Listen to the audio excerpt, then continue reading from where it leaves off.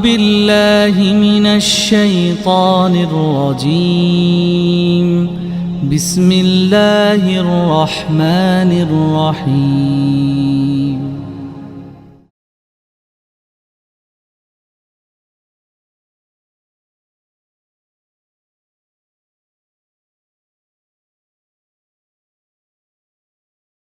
Bismillahirrahmanirrahim. Assalamualaikum warahmatullahi wabarakatuh. Waalaikumsalam. Alhamdulillah, summa alhamdulillah. Alhamdulillahilladzi birahmatihi yatarahamu ibadul mu'minuna salihun wa bitaufiqihi yartaji'uz zalimun. Asyhadu an la ilaha illallah wahdahu la syarikalah wa asyhadu anna Muhammadan abduhu wa rasuluh. Amin.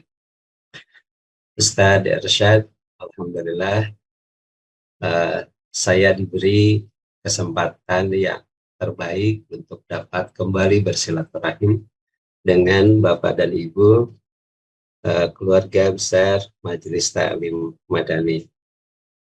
Mudah-mudahan Ustaz Budi Muttaqin, beliau sedang menunaikan tugas atau berada di perjalanan, diberikan kelancaran, keselamatan, dan penuh keberkahan. Bapak dan Ibu rahimakumullah, pada malam hari ini saya ingin mengajak Bapak dan Ibu untuk mencermati, tadi oleh Kang Ustadz Irsyad sudah disebut, yaitu moral dan kinerja. Jadi kita akan mencoba, ya mudah-mudahan nanti kita bisa mendiskusikan bagaimana membangun karakter, moral, dan kinerja. Tentu nanti kita akan merefer atau mengacu pada Al-Quranul Karim. Saya memilih ayat acuannya adalah surat Al-Baqarah nomor 45. Nah, itu ya. Baik, Bapak dan Ibu yang dimuliakan Allah. Kita mencoba untuk memahami dulu tentang makna karakter ya. Nah, katanya karakter itu dari bahasa Yunani ya, karasen. Nah itu, yang berarti membentuk dan atau mengukir gitu. Nah, jadi dari kata ini, dari kata karesen ini, maka karakter adalah sesuatu yang ada pada diri seseorang dan melekat dengan sangat kuat, sehingga seolah-olah seperti yang terukir gitu pada diri. Nah itu. Nah tentu sesuatu yang melekat itu pada apanya? Nah, karena manusia ada jisman, ada jasmani. Apakah melekat pada jasmaninya? Ya semacam jadi tanda di jasmaninya. Ya tentu bukan itu. Melainkan tanda atau yang membentuk yang sifatnya itu personalized. Jadi membentuk kedirian.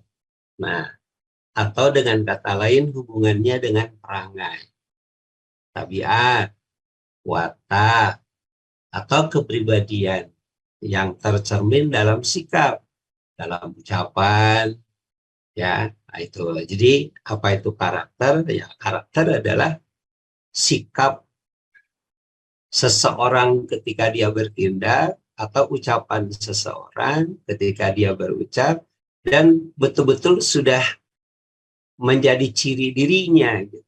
Itu disebut dengan karakter. Tentu saja karakter itu terbentuk oleh nilai-nilai ya. Ada nilai-nilai, dalam hal ini adalah nilai-nilai moral dan nilai-nilai etika.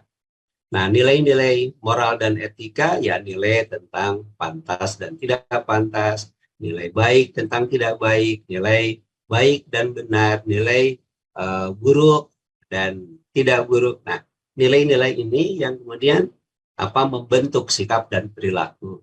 Nah, ketika sikap dan perilaku itu terbentuk ya secara terus-menerus sehingga menjadi sesuatu yang menetap di dalam sikap dan perilakunya, ya upami nyarios nate gitu, upami bertindak nate gitu, pokoknya mah di mana wae dengan siapa dia ketemu, nah itu sudah menjadi karakter. karakter.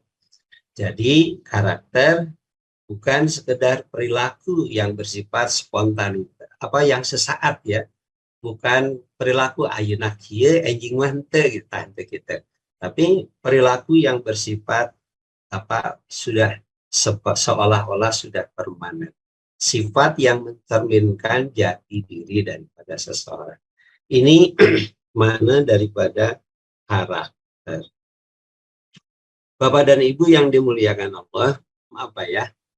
Dalam diskursus kita umat Islam, ini karakter ini sudah sangat familiar, yaitu dengan apa terminologi atau term akhlak. Ini akhlak ini dilihat jama dari khuluq ya. Akhlak itu jama daripada khuluq. Sementara al-khuluq itu terambil dari kata kho, lam, dan khof. Nah, gitu.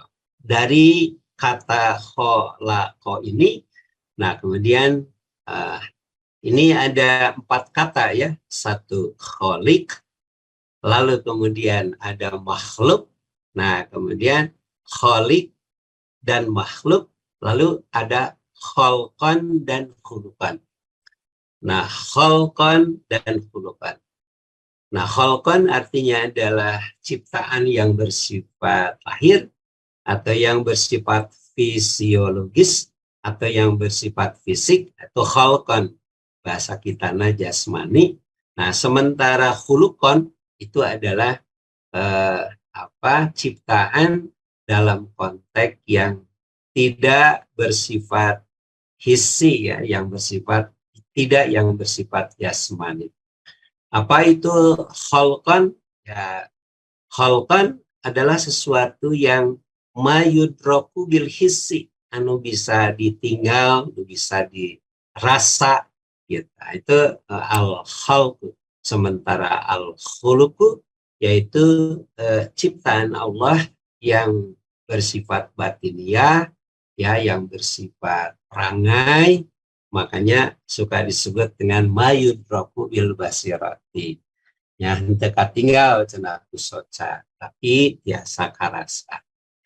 Hadirin rahimakumullah, jadi karakter itu bahasa kitanya itu adalah al-akhlak. Apa itu al-akhlak? As-sifatu al-batinatu al-mustaqarratu fin nafsi. Akhlak itu adalah sifat-sifat yang bersifat batiniah yang menetap di dalam jiwa. Nah, gitu. Ada definisi akhlak, hadirin rahimakumullah, Bapak dan Ibu yang dimuliakan Allah. Ini yang sangat masyhur ya. Yang ditulis oleh Al-Imam Al-Ghazali. Nah, Al-Imam Al-Ghazali itu merumuskan apa itu akhlak? Al-akhlaku.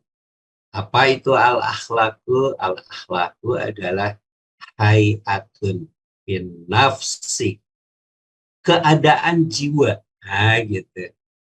Rasikhotun, keadaan itu yang sangat melekat erat. Nah, tasduru anha, yang dari kondisi kejiwaan itu tasduru mengeluarkan al-af'alu, perbuatan-perbuatan atau tindakan-tindakan bisuhulatin wa yusrin, dengan enteng, dengan ringan. Jadi dari kondisi kejiwaan itu keluarlah perbuatan, keluarlah tindakan. Apakah dalam bentuk sikap, apakah dalam bentuk ucapan. Nah, dengan mudahnya gitu. Nah, sampai disebutkan oleh Imam Al-Ghazali, min ghairi hajatin ila fikrin wa rubiyatin. Tanpa perlu lagi pada pertimbangan dan pada analisis akal. Jadi nggak perlu dipikir-pikir lagi gitu. Jadi sudah spontan saja. Panginten gambaran nama kieu. Kami ya jalmi nuju calik gitu. Kurang digarawahkeun. Nah, hei gitu. Anjeunna balik. Ih, siap betul. Nah, gitu. Nah, eta teh akhlak gitu. Ya, hayatun fil nafsi rasikhatun. Nah, sehingga keadaan jiwanya yang kemudian melahirkan tindakan, apakah dalam ucapan, apakah dalam sikap yang bersifat spontan. Tidak ada rekayasa, tidak ada engineering, ya, dan tidak ada pertimbangan pikiran kayak ditimbang-timbang karena itu sahaya dengan rawaskeun teh. Nah, ada rencangan, balat, teman, atau ayah murid, ayah guru gitu ya. Tidak ada pertimbangan itu. Pokoknya spontan saja. Nah, ini adalah akhlak. Jadi karakter itu dalam bahasa kitanya adalah akhlak. Bapak dan Ibu yang dimuliakan Allah. Kita lanjut. Nah, karakter ini populer sekali terutama di lingkungan masyarakat kita. Ya kalau di pesantren, akhlak populernya, term yang populernya akhlak. Di lingkungan majelis taklim, akhlak. Tapi di sekolah, terutama sekolah umum, sekolah madrasah ya, di sekolah umum. Itu ya mereka lebih istilahnya itu apa? Term karakter itu ya itu lebih sering dipakai di dalam pendidikan atau dalam lingkungan yang luas. Nah, jadi kita mencoba untuk bergaul dengan istilah karakter tadi. Ada yang menarik nih dari seorang ahli di bidang pendidikan, namanya Thomas Likon. Beliau menyebutkan bahwa karakter itu ada karakter moral ya, ada moral yang bersifat knowing, yaitu pengetahuan tentang moral, pengetahuan benar, salah, pengetahuan tentang pantas, tidak pantas. Ada juga moral feeling. Nah, jadi perasaan moral, rasa, dirasa-rasa. Tapi juga ada yang disebut dengan moral behavior atau yang disebut dengan moral action. Jadi moral yang memang berujung dengan aksi. Nah, gitu, dengan tindakan. Nah, gitu. Ini dari Thomas Lipona ini yang kemudian menjadi memicu adanya yang disebut dengan karakter moral dan karakter kinerja. Nah, karakter moral, moral karakter. Ada kemudian karakter kinerja disebutnya performance karakter. Jadi dikenal ada pembagian apa itu namanya karakter, ada karakter moral dan ada karakter kinerja, ada karakter moral, ada karakter performance. Nah, gitu. Apa contoh karakter moral? Amanah, jujur, adil, toleran, dermawan. Nah, ini contoh-contoh. Ini karakter moral. Sementara karakter performance itu lebih terkait dengan apa tindakan nyata hubungannya dengan aktivitas manusia. Kerja, disiplin, bekerja, bulat, bekerja secara sungguh-sungguh, keras sekali dalam ketika dalam kompetisi dia gigih sekali dalam kompetisi. Orang yang memiliki karakter kinerja itu nggak suka diam gitu, selalu berkreasi menciptakan sesuatu dari tidak ada dia ciptakan menjadi ada. Kemudian bawaannya itu suka inovasi ya, suka sesuatu yang baru ya, tos ayah yang model iya ciptakan lagi model yang baru. Kemudian ciri yang lain dari performance karakter itu adalah bersifat kolaboratif. Bapak dan Ibu yang dimuliakan Allah Subhanahu wa taala, inilah apa itu namanya pembagian daripada karakter. Malam ini kita mencoba nih ya untuk bergaul ya dengan istilah karakter moral dan karakter kinerja ini. Ini karakter moral dan kinerja ini penting sekali ya untuk kita diskusikan dan perlu sekali untuk kita tumbuhkan dan kita kembangkan terutama pada generasi pelanjut kita. Terutama generasi Gen Z ya. Nah, Gen Z ini ya harus kita bekali nih dengan karakter moral dan dengan karakter kinerja. Kenapa? Ya, karena memang kita sebagai manusia memiliki banyak kebutuhan. Nah, ini teori tentang kebutuhan ya. Bapak sama Ibu punten sejenak nih, melang-melang buana ini. Ya, dulu ya terutama putra putri ibu ya yang sekolah di umum itu, yang pernah mungkin belajar psikologi dan sosial. Itu ada teori-teori tentang kebutuhan. Ada teori McClellan, ada teori Alderton, gitu. Tapi ada juga teori yang paling terkenal, itu teori Maslow. Ini Maslow ini, Abraham Maslow adalah teori tentang hierarki. Ya, apa itu namanya, kebutuhan, tingkat kebutuhan manusia itu. Nah, ini yang paling terkenal dari Maslow. Katanya ada 5. Nah, gitu. Kebutuhan yang pertama adalah kebutuhan yang bersifat fisiologis. Nah, jadi kenapa dibutuhkan karakter moral dan kinerja? Ya karena kita banyak kebutuhan. Satu, kebutuhan yang bersifat fisiologis. Ya, sebagai makhluk yang bersifat fisiologis, kita butuh minum, butuh makan, butuh berpakaian, butuh tidur ya. Nah, ini yang pertama katanya gitu. Yang kedua, nggak cukup nih. Kita bisa makan minum tapi juga butuh keamanan, safety needs katanya gitu, supaya bisa keluar di bumi, bisa aman, bisa jalan-jalan, bisa sekolah, bisa ibadah, bisa ke masjid, dan seterusnya. Ketiga, love and belonging needs, ya kebutuhan, kebutuhan pada pasangan, kebutuhan berteman, ya, kebutuhan untuk menyalurkan hasrat. Ini yang ketiga. Lalu yang keempat, ada esteem needs, gitu. Apa itu? Respect, penghargaan. Nah, Bapak sama Ibu punten ini. Mungkin ini ada manfaatnya ya dari kebutuhan-kebutuhan ini. 1, 2, 3 itu sudah dirasa. Tapi yang keempat, ini juga ini yang harus kita kita coba didikan kepada generasi Gen Z. Mereka harus memiliki kebutuhan terhadap harga diri. Gitu.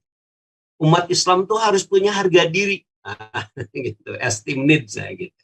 Dan kemudian self actualization needs. Nah, ini yang kelima. Itu manusia tuh butuh mengaktualisasi diri.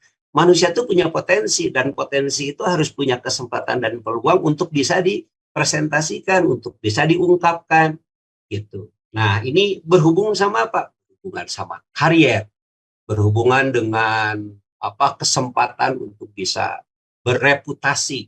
Nah, ini yang keempat dan kelima ini juga penting ya untuk kita tanamkan pada generasi Gen Z, supaya mereka itu memiliki etos, semangat, agar mereka bisa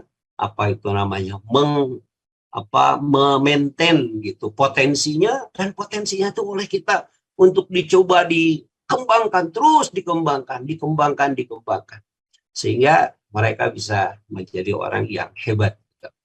Ya, orang yang yang punya esteem needs ya, yang punya harga diri dan ingin aktualisasi diri, ya mereka itu pasti akan punya semangat gitu kan. Wah, olahraga gitu ya.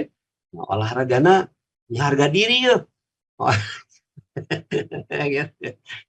Makanya ya timna Indonesia tapi numarena barule gitu kan. Nah, maka atau kurangnya kudu latihan ya, supaya kita punya kemampuan, sehingga PSSI kita tidak perlu mendatangkan orang Belanda, orang macam-macam gitu ya. Gitu. Hadirin rahimakumullah. Ini penting juga ya. Berikutnya, Bapak sama Ibu yang dimuliakan Allah, karakter moral dan kinerja ini penting ya, karena memang kita sebagai manusia disebut juga dalam Al-Quran banyak kebutuhan. Dalam surat Ali Imran ayat 14 misalnya, disebut oleh Allah, Zuyyina linnasi hubbus syahwati minan nisa'i wal banina wal qanatiril muqantarati minaz zahabi wal fiddati wal khailil musawwamati wal an'ami wal harsi zalika mata'ul hayatid dunya wallahu indahu husnul ma'ab. Ada berapa? 6 ya. Al-Quran menyebut ada 6 kebutuhan manusia. 1, kebutuhan pasangan, ya. Nah, hadirin rahimakumullah, yang kedua, ya cukup punya pasangan, tapi ada kebutuhan anak. Yang ketiga, ada kebutuhan terhadap atribut yang bisa disandangkan pada diri, semacam emas, perak, Lalu kemudian al-khail al-musawwamah. Nah, kebutuhan yang kuda. Nah, kapungkur kuda nu bisa dikendalikan. Aya nama kuda bermerek, ya Toyota, aya Yamaha, aya Honda, ya itu bermerek gitu ya. Terakhir, abdi ge ieu deui asa asa naon teh jadi nostalgia ninggal di televisi aya motor Ducati cenah anu ditarik ku KPK. Aya gitu. Ayeuna Ducati kapungkur Ducati teh ayeuna mah asa teu aya Ducati teh ternyata aya deui gitu. Al khail al musawwam. Lalu kemudian wal an'am yaitu binatang ternak dan yang terakhir al hars. Itu kebutuhan yang menjadi bagian dari apa ya? Yang Al-Quran menyebutnya itu adalah menjadi perhiasan kehidupan manusia. Boleh punya keinginan untuk itu semua. Bahkan bagi kita sebagai Muslim, ya tentu kita ingin dua-duanya. Ya, dunia dan akhirat secara seimbang. Dunia kita ingin maju, akhirat kita ingin bahagia. Dunia kita ingin jadi juara, akhirat pun kita ingin menjadi bahagia. Hadirin rahimakumullah, itu perspektif Al-Quran tentang kebutuhan personal setiap individu. Nah, tadi ya, mulai dari si Maslow, kemudian Al-Quran. Sekarang ada kebutuhan yang bersifat sosial. Hadirin rahimakumullah. Kita adalah makhluk bermasyarakat. Ya, kita nggak bisa hidup sendiri. Ya, selalu kita tuh berkelompok gitu. Ya, kalau tidak berkelompok juga memang berbahaya bagi manusia. Kita nggak akan bisa berkembang kalau kita tidak punya teman, kita tidak punya lingkungan. Nah, kelompok yang sekarang ini kita sebut dengan berbangsa dan bernegara. Dimanapun manusia berkelompok dalam suatu ikatan, ya kelompok yang kemudian sekarang disebut dengan bangsa itu mereka akan memiliki 3 harapan. Harapan yang pertama atau tujuan ya, tujuan yang pertama mereka ingin hidup aman. Jadi memang kenapa terbentuk kelompok masyarakat, kenapa terbentuk kelompok bangsa yang disebut bangsa, dan kenapa terbentuk kelompok yang disebut dengan negara, ya karena ada tujuan. Tujuannya apa? Hayong aman. Dengan aman, maka kita bisa keluar dari rumah, kita bisa belanja, kita bisa melakukan ibadah, kita bisa pergi ke sekolah, aman. Iya, Bapak dan Ibu yang dimuliakan Allah. Yang kedua sejahtera. Keluar nama bisa keluar ti imah aman tak ya nu ngaganggu. Tapi orangna tegaduh sesuatu, tegaduh cicis, kanggo naik angkot, kanggo naik apa kendaraan, atanapi kanggo jajan. Dirin rahimakumullah. Kapungkurnya ya mah baheula gitu ya mah cerita dari para orang tua. Nona mena orang Garut ke Bandung Garut Sumedang Bandung Sumedang aranjeuna marapah we gitu. Ayo nama tentang bujung mapah modelnya karena sepeda gitu paling hiji dua gitu. Hadirin rahimakumullah.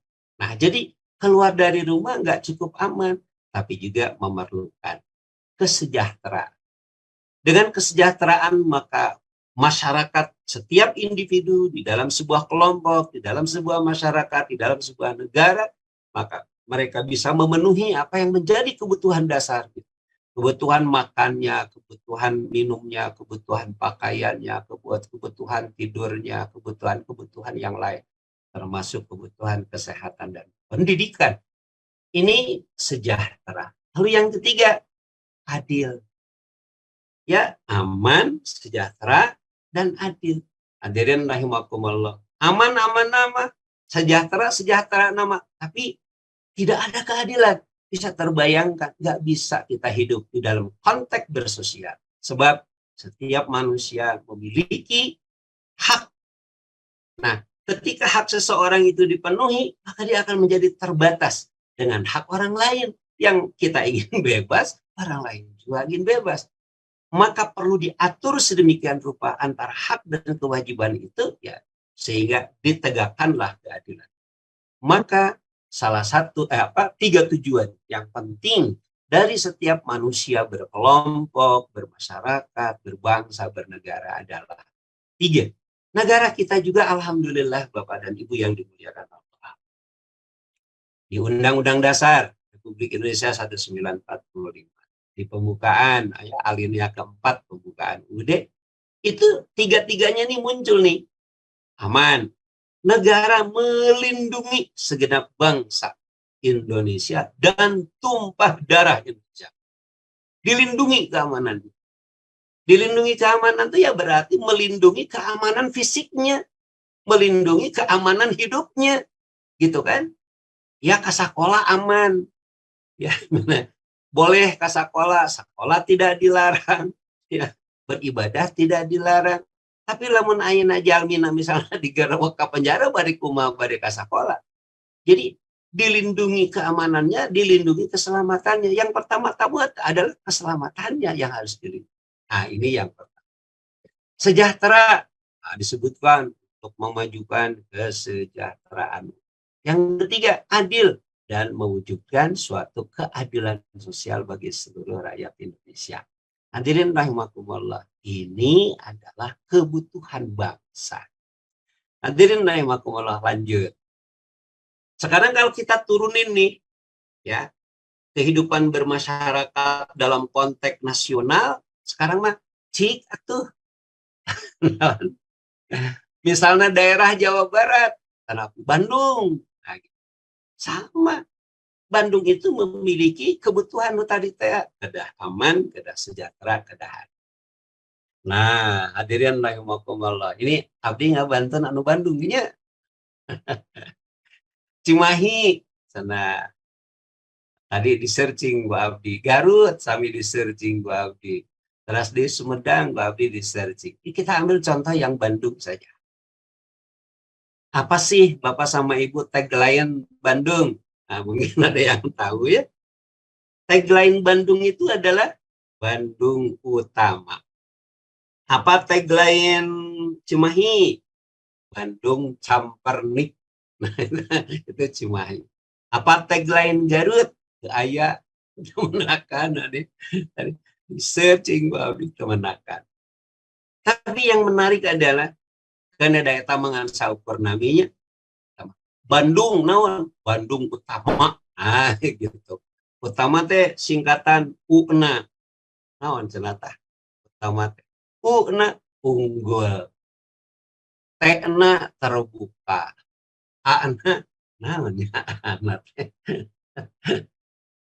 So, ayeuna terang naon tah A-na teh? M maju.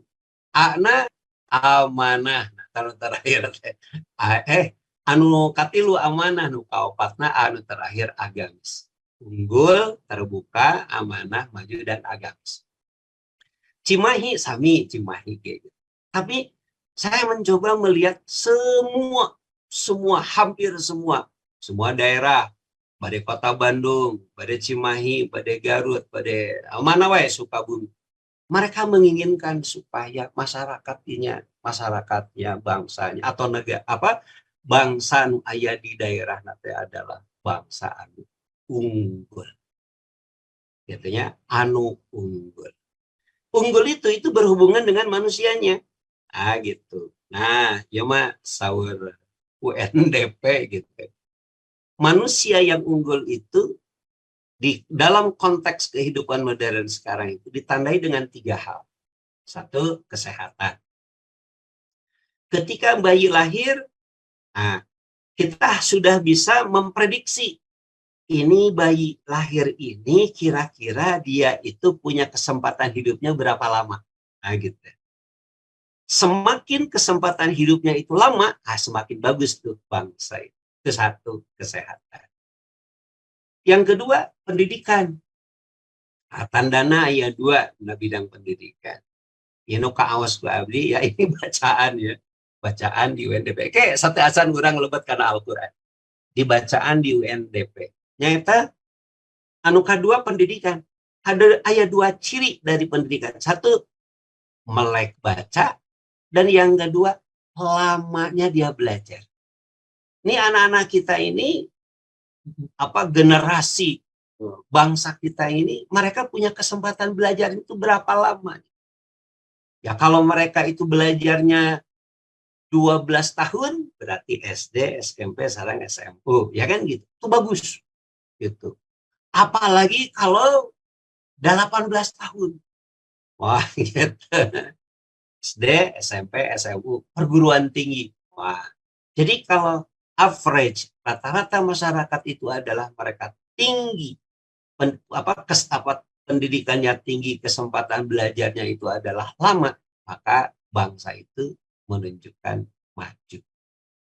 Lalu yang ketiga, Bapak sama Ibu yang dimuliakan Allah, yaitu kelayakan hidup. Nah, kelayakan hidup itu ditentukan ya oleh UNDP, United Nations Development Program gitu. Ini ada di Amerika itu. Tapi sejak 1990 ini menjadi karakter daripada sebuah bangsa, sebuah negara yang disebut maju. Nah, gitu. Disebut unggul. Nah, gitu. Itu kelayakan. Apa kelayakannya? Nah, itu ditentukan pendapatan per kepala. Pendapatan per kepala secara nasional Indonesia ya saat ini 2025 di posisi 5.000 US dollar. Upamanya Kota Bandung langkung sekedik. Nah gitu. Kalau dirupiahkan sekitar di 85 juta itu rata-rata per tahun. Tapi upamanya Kota Bandung 82 juta rata-rata. Ah, Panginten Agungnya upamanya 82 juta dibagi 12 berarti pendapatan per bulannya di posisi ya 8 jutaan. Kaitan agengnya 7 dan ke 8 juta. Kaitan ageng Bang Itennya. Nah, apakah benar seperti itu? Nah, tentu ini banyak dipengaruhi oleh pertumbuhan nasional. Ya, karena pertumbuhannya bagus atau pertumbuhan Kota Bandungnya bagus, tapi belum tentu pertumbuhan yang bagus itu kemudian dirasakan secara rata oleh masyarakat. Nah, ini benten day gitu. Nah, iya mah apa itu namanya? Ada 3 ciri daripada bangsa yang maju. Tadi kesehatannya, pendidikannya, dan kelayakan hidupnya, yaitu kelayakan kesejahteraannya. Bapak sama Ibu yang dimuliakan Allah. Eta kebutuhan orang teh agung. Kebutuhan secara personal tadinya anu saur Al-Quran surat Ali Imran 14 kebutuhan personal orang sebagai individu tadi si Abraham Maslow menyebutkan ayat 5 kebutuhan sosial juga kita tinggi kebutuhan negara juga kita tinggi Bapak dan Ibu yang dimuliakan Allah Subhanahu Wa Ta'ala. Nah sekarang bagaimana nih caranya supaya apa yang menjadi cita-cita kita baik secara pribadi maupun cita-cita dalam konteks kelompok dalam konteks kebangsaan, dalam konteks kenegaraan bisa diraih oleh kita. Tentu Bapak sama Ibu yang dimuliakan Allah. Persoalannya adalah pada proses. 2045 Indonesia emas. Wah, apakah Indonesia emas bakal terwujud begitu saja? Kan enggak. Emang rezeki emas bakal lungsur gitu di langit? Ya enggak, harus ada proses. Nah, ini prosesnya apa? Tadi, kalau tadi, yaitu karakter moral dan karakter kinerja. 2 karakter ini yang dibutuhkan oleh kita, baik sebagai personal, sebagai individu, Bapak dan Ibu yang dimuliakan Allah, maupun dalam konteks kebangsaan, dalam konteks bernegara. Diperlukan 2 karakter. 1, karakter moral, dan yang kedua adalah karakter kinerja. Ketika saya membaca Al-Quran surat Al-Baqarah ayat 45, Bapak dan Ibu yang dimuliakan Allah. Ayatnya tuh simpel gitu. Wasta'inu bisobri wassolati wa innaha lakabiratun illa alal khosyin. Wasta'inu dan mintalah pertolongan. Jadi disebutkan dah minta pertolongan kasaha. Jadi disebut ke? Ya. Dan ujuk-ujuk bisobri dengan sabar, wassolati dan dengan sholat. Kata Bapak sama Ibu dipayun kantos Pak Abdi didugikeun. Ada kaidah kebahasaan. Upami objek, kata objek, minta bantuan atau pertolongan itu kepada siapa? Nggak disebut. Ketika tidak disebut, hadful maf'ul yufidul. Maka berarti di situ menunjuk pada umum. Jadi minta bantuan kepada siapa? Kepada siapa saja. Nah, kira-kira itu. Wasta'in. Nah, bisabri wassalah. Ini menunjuk pada dua landasan. Satu adalah sabar, dan yang kedua adalah sholat. Nah, ini menarik ya. Nanti di ujung, wa innaha lakabiratun illa 'alal khashiyin. Dari dua ini, sabar dan sholat, sesungguhnya sholat yang paling besar. Nah, kecuali bagi orang yang khusyuk. Mari kita lihat. Hadirin rahimakumullah. Wasta'inu. Bentar. Wasta'in. Mintalah tolong. Bisobri, dengan sabar. Apa itu sabar? Di dalam hemat saya, sabar itu menunjuk pada karakter kinerja. Gitu. Siapa? Al-Ustaz Syekh Sayyid Qutb. Ya, di Dilal Al-Quran. Beliau itu menyatakan bahwa yang dimaksud dengan sabar itu adalah sikap istiqomah di dalam perjuangan. Gitu. Jadi istiqomah di dalam jihad. Istiqomah di dalam kesungguhan. Gitu. Dan beliau menyatakan dengan bekal pemahaman yang benar. Gitu. Jadi sabar itu bukan sikap pasif. Sabar bukan sikap menunggu. Sabar bukan berarti kondisi hati anu nrimo sanes.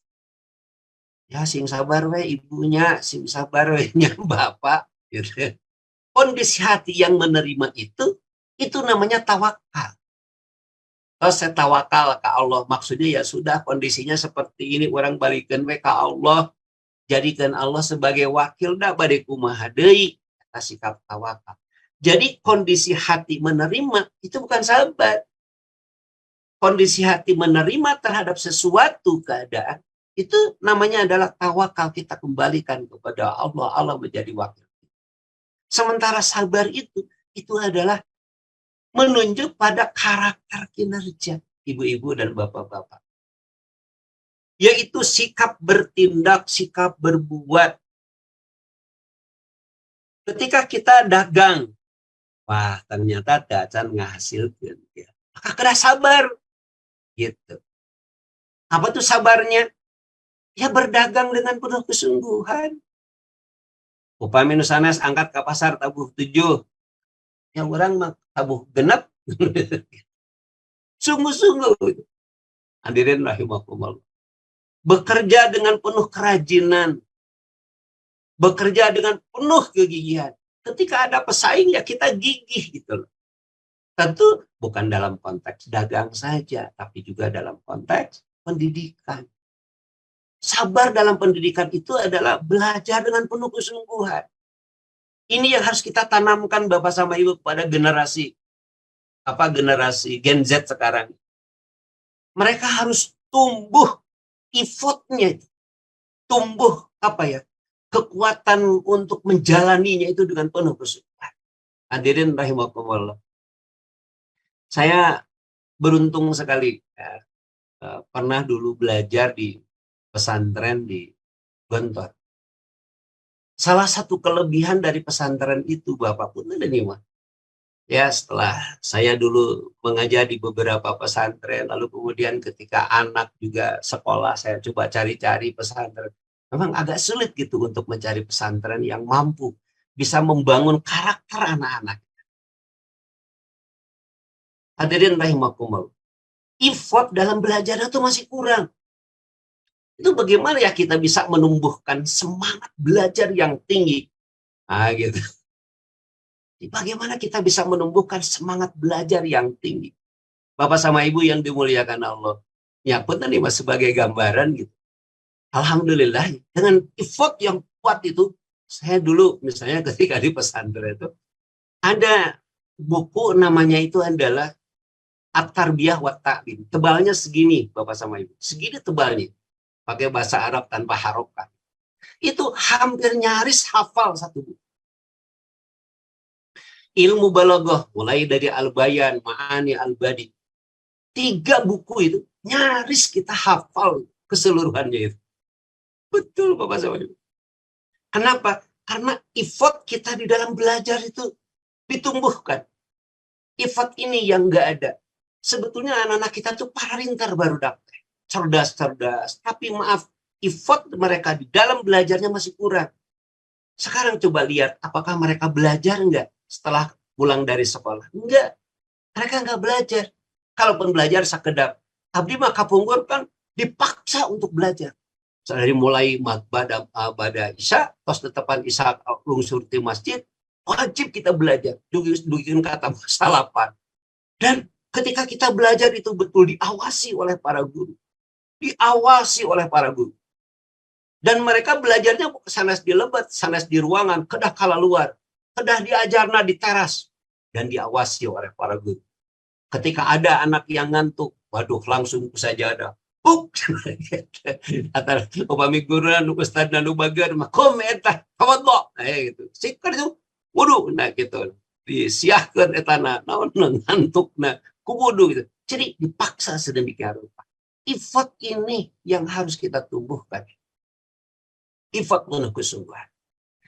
Yang kedua, Bapak sama Ibu, tentu bukan sekedar bekerja, melakukan perbuatan, melakukan aktivitas ekonomi dengan penuh kesungguhan, melakukan aktivitas pendidikan dengan penuh kesungguhan, melakukan aktivitas olahraga dengan penuh kesungguhan karena ingin menjadi profesi misalnya. Nggak cukup.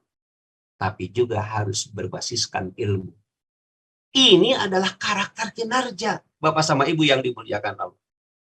Aya olimpiade, coba tinggal orang. Olimpiade dunia. Kompetisi dalam berbagai dalam berbagai cabang olahraga.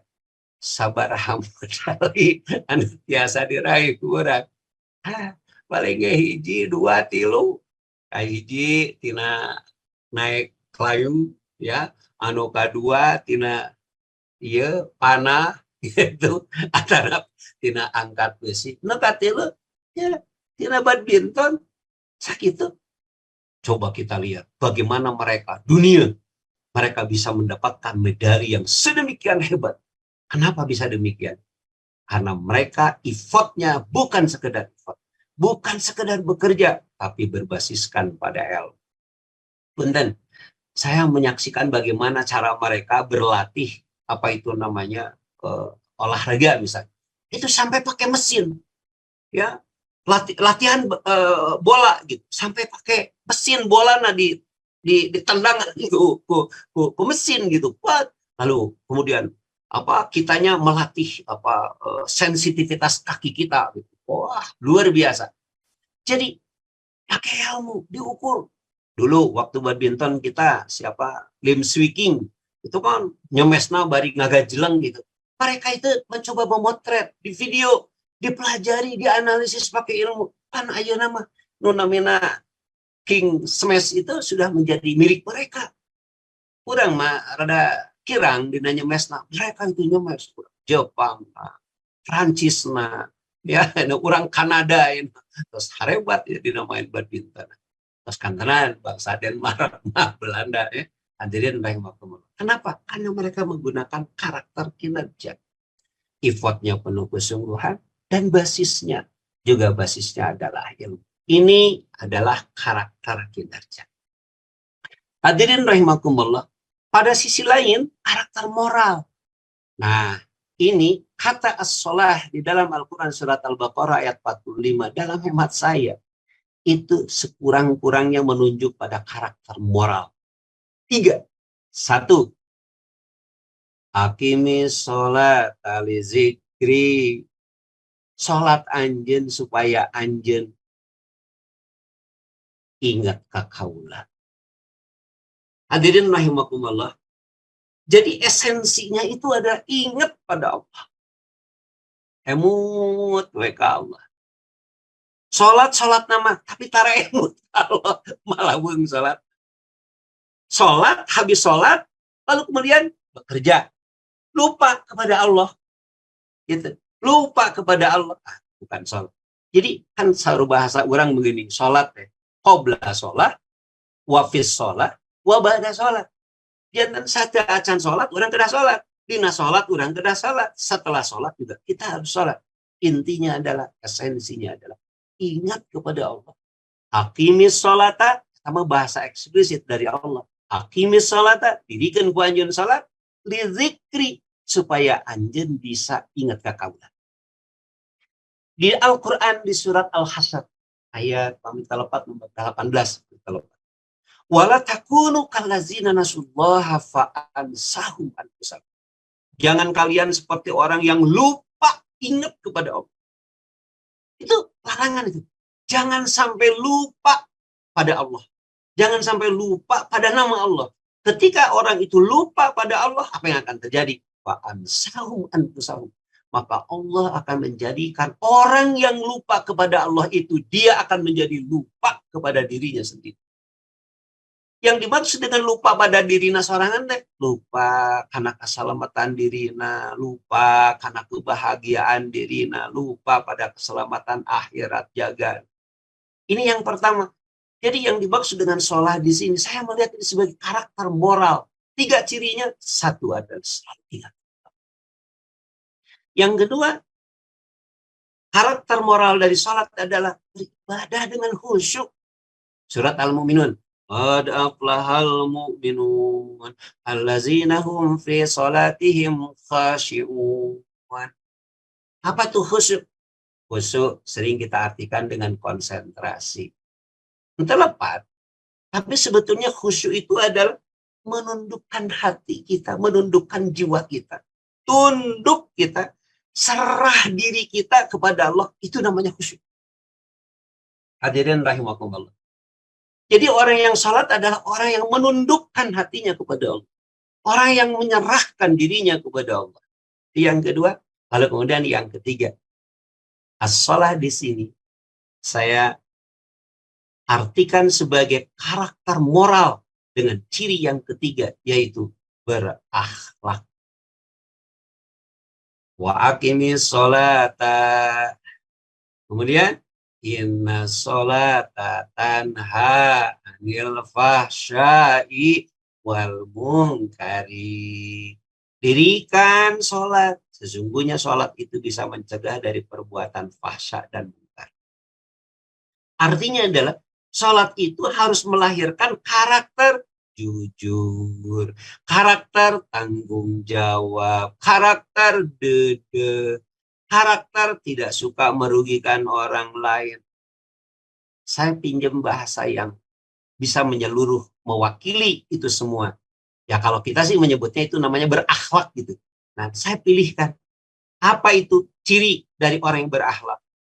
Integritas. Dia memiliki integritas. Yaitu orang yang selalu berlandaskan pada 2 hal. 1, pokoknya mah kudu benar. Anu kadua, kudu jujur. Itu adalah integritas. Hadirin rahimakumullah. Ini 2 karakter ini harus menyatu. Karakter moral, sholat. Karakter kinerja, sabar. Ini harus menyatu, Bapak dan Ibu yang dimuliakan Allah. Ada yang menarik nih ayat ini. Wasta'inu, dan minta tolonglah. Ini seperti yang sedang memberikan pelajaran kepada kita bahwa ketika kita melakukan aktivitas dalam kehidupan dengan karakter kinerja ini, effortnya sudah tinggi, sudah menggunakan basis ilmu, tetap kita bakal dihadapkan pada tantangan, pada dinamika yang mungkin dari mulai dinamika yang sederhana sampai dinamika yang ekstrim. Ada tantangan yang bersifat keras. Itulah sebabnya maka Al-Quran menggunakan kalimat wasta'inu dan minta tolonglah.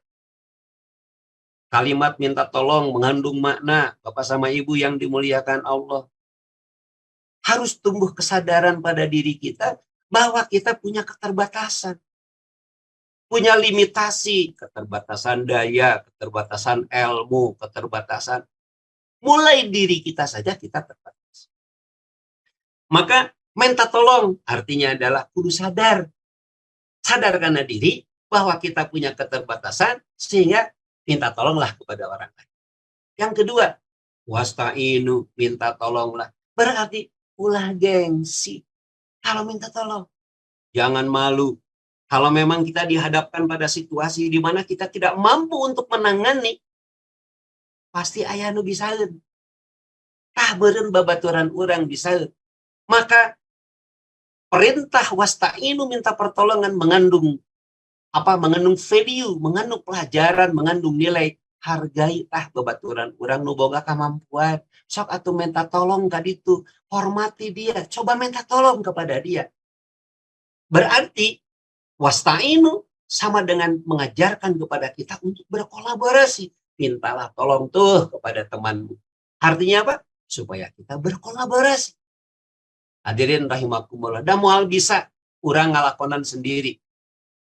Indonesia Emas 2045 bisa gitu. Dijalani oleh Bapak Prabowo Nyalira, moal tiasa. Apakah bisa dilakukan oleh pemerintah? Moal tiasa. Harus kita berkolaborasi supaya bisa mencapai hasil 2045 Indonesia Emas. Insya Allah dengan kita berkolaborasi kita bisa meraih takmur emas gitu. Hadirin rahimakumullah. Bapak sama Ibu yang dimuliakan Allah, sebetulnya ada pesan yang sangat penting dari kalimat wasta'inu bisabri wassalah. Yaitu urang kudu minta tolongna ka Allah Subhanahu wa ta'ala. Lamun minta tolong kepada sesama manusia, itu adalah diperintah ku Allah dan itu adalah merupakan kewajaran harus tumbuh dalam diri kita untuk minta tolong ketika kita tidak mampu. Tapi anu diminta tolong dengan sarua makhluk Allah. Boga keterbatasan. Maknya anu boga keterbatasan wae ku urang disuhunkeun sementawis anu zat anu nyiptakeun urang, anu ngatur urang, anu maha kuasa, anu maha kawasa. Hanya kurang teu dipenta tolong. Hadirin rahimakumullah. Sebetulnya ayat ini ya membolehkan kita untuk meminta tolong dari sesama makhluk Allah. Tapi lamun mah sesama makhluk Allah urang minta tolong, maka berarti kuduna ulah hilap urang minta tolong ke Allah Subhanahu. Bapak sama Ibu yang dimuliakan Allah Subhanahu wa ta'ala.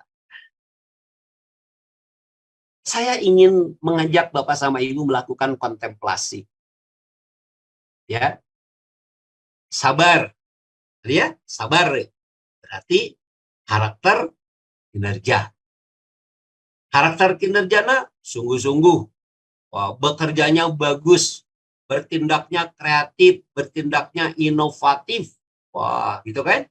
Upami digawena rajin. Soson-soson. Upami sakolana rajin. Soson-soson. Segala tugas didamelah. Upami jadi karyawan. Kreatif, inovatif. Itu kinerjana saya. Tapi ada juga yang kinerjanya lemah. Hadirin rahimakumullah. Didamel malas, sekolah malas, dipasihan tugas ku guru, ku dosen malas dikerjakan. Ada yang begitu? Ada. Nah, jadi ada kinerja yang positif, ada kinerja yang negatif. Nya kitu deui aspek moral, salatna. Aya nu salatna sae, wah hideng pisan. Salatna alhamdulillah lami pisan. Salatna alhamdulillah berkualitas. Tapi aya oge karena ek salat. Bapak sama Ibu punten ini.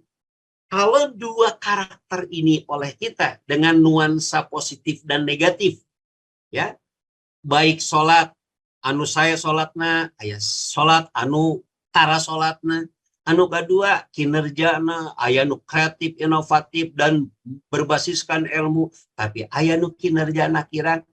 Kalau dua ini oleh kita dipertemukan, maka akan terjadi 4 bidang. Bidang yang pertama adalah titik temu antara sholat saya dengan sabarna nu sae, moralna sae, kinerjana sae, ieu anu kahiji. Saya menyebutnya adalah positif ideal. Ini 4 bidang ini kalau oleh mahasiswa disebutnya 4 kuadran. Kuadran yang pertama ini adalah kuadran yang positif. Inilah yang harus kita bangun. Masyarakat kita ini yang harus kita bangun. Kinerjanya bagus, ya, kinerjanya bagus, tapi moralnya juga harus bagus. Kinerjanya berbasiskan ilmu, tapi akhlaknya kedasar. Dua terintegrasi. Itu namanya positif ideal. Aya nu kadua ya, Bapak sama Ibu. Anu kadua mah hari salatna sae. Salat nama saya gitu. Rajin salatna. Ya. Tapi punten lamun damel males. Lamun damel asal-asalan. Lamun damel tidak berkualitas. Sakola nage sami males-malesan. Ngalaksanakeun tugas males-malesan. Nggak ada kreasi, nggak ada inovasi. Ini adalah kuadran yang kedua. Aspek sholatnya bagus, tapi sabar ya. Ini yang kedua. Bapak sama Ibu yang dimuliakan Allah, saya menyebutnya adalah positif sederhana. Kenapa disebut positif sederhana? Ya karena positif. Dia suka sholat, rajin sholat, ibadah dan lain sebagainya. Ngan nyakal nanti, ente sabar. Itu positif sederhana. Baik, lanjut yang ketiga nih. Nah, ini kuadran yang ketiga ini. Ini adalah kuadran, kalau saya pinjam bahasa Al-Quran, ini namanya adalah zulumatun. Jadi gelap dan setelah gelap adalah gelap. Gelap setelah gelap. Segala rupa gelap. Sholatna negatif, sabarna negatif. Ya, moral tara ibadah. Ya, sholatna paling ibadah ngana paksa setiap Jumat sekali atau Idul Fitri sareng Idul Adha. Hadirin rahimakumullah, boro-boro teka taji bisa keur ngalakonan ibadah haji. Negatif sholatnya. Tapi bukan sholatna wae nu negatif. Sabarna ge negatif. Gawe malas, bekerja wah jauh daripada kualitas. Dipiwaran ogah-ogahan, asal-asalan. Bapak sama Ibu, ini kuadran yang ketiga adalah kuadran yang penuh dengan zulumatun. Saya menyebutnya adalah negatif lemah. Sudah negatif moral, sudah negatif sholatnya, lemah pula kinerjanya. Ada yang keempat, yaitu sholat natara. Bapak saya, sholatna bulang betong, sholatna tara. Punten, akhlaknya, ya Allah, enggak jujur, enggak punya integritas. Tapi soal dunia, soal sabar bisa. Hadirin rahimakumullah. Wah Allah, bekerja rajin, nyubuh terus angkat ke kantor, nyubuh sudah berangkat ke tempat pekerjaan. Di kantornya kreatif dan inovatif. Waduh. Jadi, dan orang ini menjalani kehidupannya dengan ilmu. Tapi kosong, tina sholat. Ini namanya negatif berbahaya. Bapak sama Ibu yang dimuliakan Allah. Kira-kira Bapak sama Ibu kita semua nih, ya dalam konteks kehidupan berbangsa. Di kuadran yang mana ya kita? Mudah-mudahan mah. Ya, Ustadz Ersyad, kita berada di posisi kuadran yang pertama, positif ideal. Yaitu berada pada kualitas ibadahnya bagus, sholatnya bagus. Ciri 3 dari sholat, selalu ingat kepada Allah. Yang kedua, ibadahnya secara praktikana bagus. Dan yang ketiga, keluaran dari sholatnya adalah akhlak yang bagus. Tapi kinerjanya juga bagus. Bapak sama Ibu yang dimuliakan Allah. Saya imajinasi, ya, bahwa kebangkitan umat Islam itu akan lahir dari timur, dalam hal ini adalah dari Asia Tenggara, dari Indonesia, dengan catatan ketika bangsa Indonesia memiliki moral dan kinerja yang positif ideal. Hadirin rahimakumullah. Lalu yang positif sederhana kumaha? Iya juga nama yuk baru dah kurang aya di madrasah. Halus. Ibadahna aralus, dikirna saya lekat bisa. Ngan hanya kau masih kena kurang kreatif, kurang berbasiskan ilmu. Makanya dalam konteks percaturan kehidupan dunia selalu tertinggal. Nah, ini yang harus kita cermati. Jadi ini PR kita ini. Lalu kemudian yang bawah nih, ada negatif lemah dan ada negatif berbahaya. Yang ketiga tadi zulumatun, poek, dua-duanya poek. Sholat natara, kinerja lagi lemah gitu.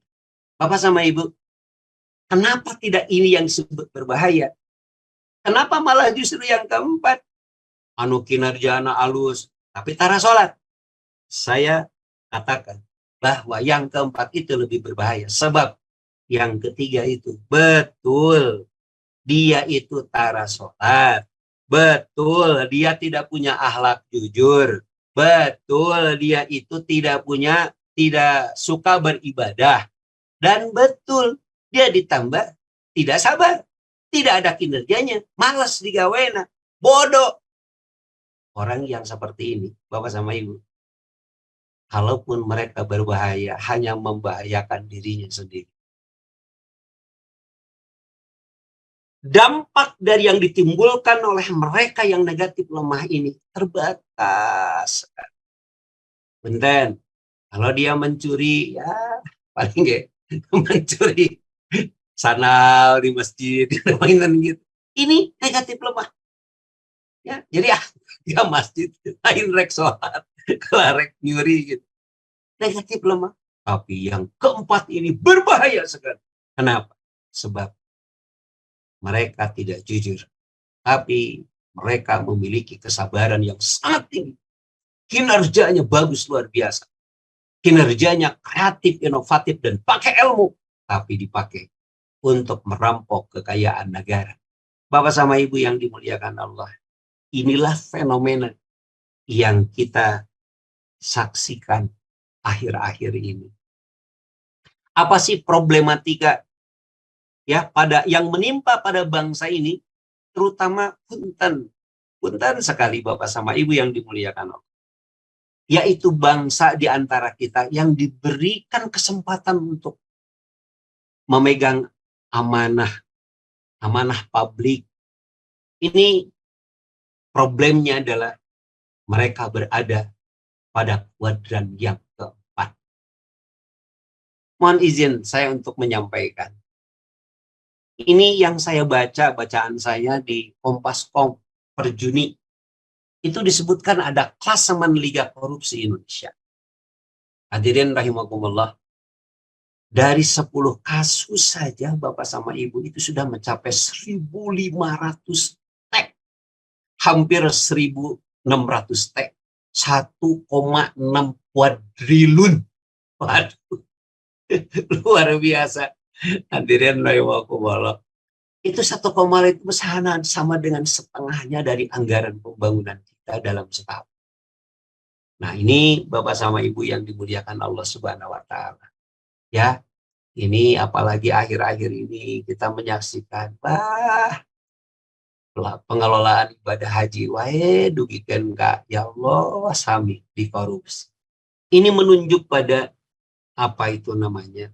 Kualitas kinerjanya bagus pada satu sisi, tapi kualitas sholatna, kualitas moralna anu teu aya. Hadirin rahimakumullah, punten sekali. Nah, ini apa itu namanya? Aduh, selamat hari anti korupsi. Nah, jadi hanya mengucapkan selamat saja. Nah, ini Bapak sama Ibu yang terakhir ya. Jadi bagaimana nih caranya kita membangun karakter? Ya, membangun karakter dengan kita melihat tadi karakter kinerja, pivotnya, usahanya. Kita bangun ya masyarakat kita, generasi ya pelanjut kita supaya mereka memiliki etos, semangat, gairah, memiliki himmah, memiliki rogbah, memiliki keinginan, muyul, memiliki kecenderungan untuk bekerja dengan baik, dengan penuh kesungguhan. Bapak sama Ibu, kita tanamkan anak-anak kita untuk mereka berusaha berikhtiar, ya. Jangan mereka membanggakan orang tua. Nah, ini ada mutiara hikmah itu, ya. Apa itu namanya? Laisal fata man yaqulu kana abi, walakinnal fata man yaqulu ha. Bukanlah seorang pemuda yang berkata, itu bapak saya. Nah, gitu. Bapak mana saya? Bapak nama hebat. Bapak nama prestasinya tinggi. Tapi anjir mana? Ini kita tanamkan pada generasi kita. Ha anazar. Ya saya nih bekerja. Kita tanamkan kepada generasi kita. No one can help you more than you your own self. Nggak ada orang yang bisa membantu kamu kecuali diri kamu. Tanamkan kepada anak-anak kita supaya mereka memiliki effort. Yang kedua, bukan saja effort penuh kesungguhan, tapi ilmu, ya, based on science, based on technology, atau scientific base, supaya berbasiskan pada ilmu. Ini karakter kinerja kita bangun. Tapi jangan sampai karakter kinerjanya oleh kita dibangun, tapi karakter moralnya tertinggal. Seimbangkan, integrasikan. Hadirin rahimakumullah, sholatnya selalu ingat kepada Allah, beribadah dengan berakhlak, integritas. Dua ini harus kita padukan. Bagaimana strateginya? Nggak ada lagi kecuali dengan keteladanan daripada kita. Kita harus menjadi sosok yang mencerminkan keteladanan. Baginda Nabi Muhammad SAW sukses dalam berdakwah itu bukan karena beliau pintar, bukan karena beliau itu seorang orator, ya bukan. Baginda Nabi Muhammad SAW adalah orang yang menyatu antara ucapan dan perbuatan. Beliau menjadi contoh konkret dari implementasi nilai. Apa itu karakter Nabi? Karakter Nabi adalah khuluquhu Al-Quran.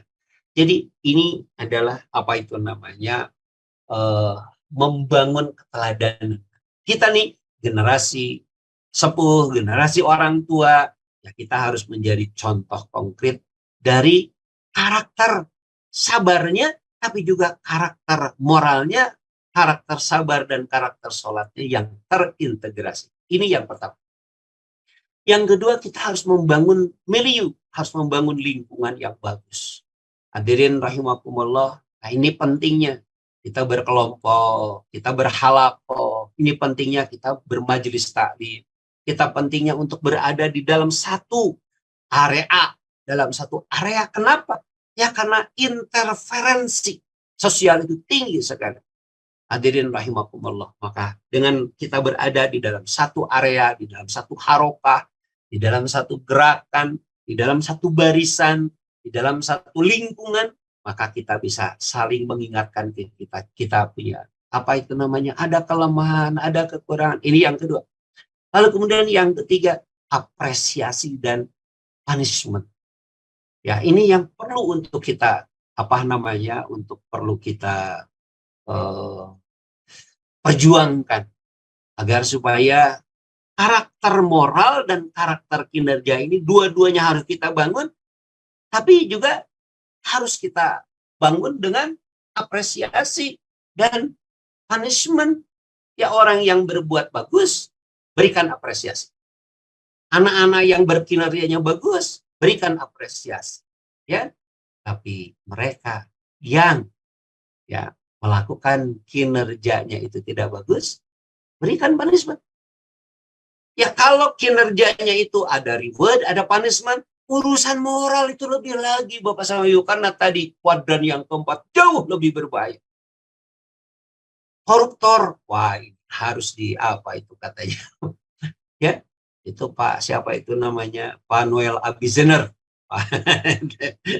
Sampai mengatakan, saya benci dengan korupsi dan saya setuju koruptor itu untuk diapain ya gitu ya. Gitu. Tapi anjeunna malah katewak. Nah, hadirin rahimakumullah. Nah, dengan adanya punishment yang jelas ya. Ini di mana itu? Ya sebetulnya tanu ieu tah ieu. Ya teh aya ieuna itu salaresna nama. Ya teh apa video itu salaresna nama. Ya, itu video itu di Surabaya. Baguslah. Ya mereka apa itu namanya dibangun kesediaan untuk copot jabatan. Nah, bagi mereka yang ketahuan ya, melakukan aktivitas ilegal, apalagi korupsi. Hadirin rahimakumullah. Jadi apa itu namanya? Yang ketiga ya, reward and punishment. Terakhir yang keempat, harus dibangun sistem. Hadirin rahimakumullah. Sabar dan sholat, karakter moral dan karakter kinerja itu harus menjadi sebuah sistem dalam kehidupan. Nah, maka diperlukan ya tadi apa itu namanya ya, kalau berbicara sistem berarti berbicara struktur yang paling tinggi. Maka paling tinggi kudu jadi contoh lah. Itu nu kedua, masuk ke dalam cara kerja. Misalnya Bapak sama Ibu, ya orang berbuat jahat itu kenapa? Karena ada peluang. Orang berbuat korupsi karena ada peluang. Tutupan korupsi. Gitu. Maka sistemnya harus mengarah pada sistem yang transparansi. Sistem yang apa itu namanya, yang memungkinkan akses orang untuk bisa ngutak-ngatiknya itu menjadi semakin berkurang. Biasanya pun tanya kakak Mas Babdi gitu misalnya, yang namanya korupsi itu ya ketika ada pengadaan barang nukaran itu. Nah maka akses untuk bisa masuk ke situ dikurangi. Caranya gimana? Bangunlah sistem ya, sehingga orang sulit untuk bisa masuk. Supervisinya, monitoringnya juga sama. Ah, ini sistem ya. Jadi ada 4 hal yang harus kita lakukan, keteladanan daripada kita Bapak sama Ibu. Ini yang paling utama ya. Yang paling utama adalah keteladanan. Dan yang ujung tadi yang terakhir adalah dibangun sistem yang bisa memastikan agar setiap apa daripada kita ini memiliki karakter moral dan karakter kinerja. Baik, ini aja Kang Ustadz Irsyad parantos lumayan bade jam 8 langkung 20 manawi eta aya manfaatna kanggo urang sadaya.